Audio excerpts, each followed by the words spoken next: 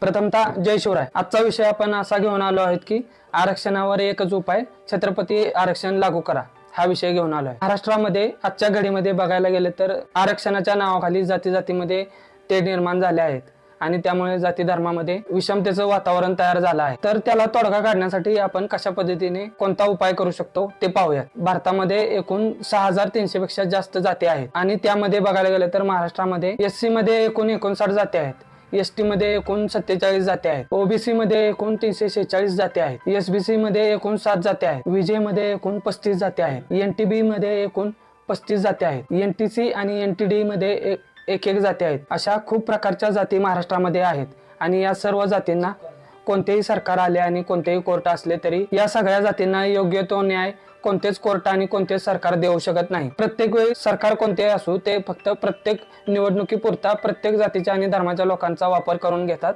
आणि पुन्हा तोच प्रश्न तसाच ठेवला जातो। हे आमच्या सामान्य जनतेला कधी समजणार हाच एक खूप मोठा प्रश्न झाला आहे आणि या प्रश्नावरती एकच पर्याय म्हणजे आरक्षणाचा प्रश्न मार्गी लावून महाराष्ट्राला प्रगतीच्या वाटचालीकडे नेण्यासाठी जे छत्रपती शिवाजी महाराजांच्या काळामध्ये आरक्षण दिलं जात होतं, छत्रपती शिवाजी महाराजांच्या काळामध्ये आरक्षण हे कोणत्या जातीला किंवा धर्माला दिले जात नव्हते, तर ते त्यांचे कौशल्य आणि गुण बघून त्यांना आरक्षण दिले जात असत। तर त्याच पद्धतीने आता आरक्षण लागू केले तरच त्याचा फायदा होऊ शकतो आणि सर्व समाज घटकांना योग्य तो न्याय मिळू शकतो आणि आपला महाराष्ट्र हा या जाती धर्माच्या तेड्यामध्ये अडकून बसला आहे, त्यातून निष्ठून योग्य त्या प्रगतीच्या मार्गाकडे जाऊ शकतो। छत्रपती शिवाजी महाराजांच्या राजवटीत सामाजिक न्याय आणि सर्वसमावेशकता यावर आधारलेली एक आदर्श व्यवस्थेची रचना केली गेली होती। त्यामुळे छत्रपती शिवाजी महाराजांचे राज्य हे सर्व समाज घटकांना योग्य ते न्याय निर्णय देत होतं आणि योग्य त्या संधी समान सर्व समाज घटकांना समान संधी देणारं राज्य होतं। तर माझ्या भावांनो, छत्रपती शिवाजी महाराजांच्या या विचारांना जर तुम्ही सहमत असाल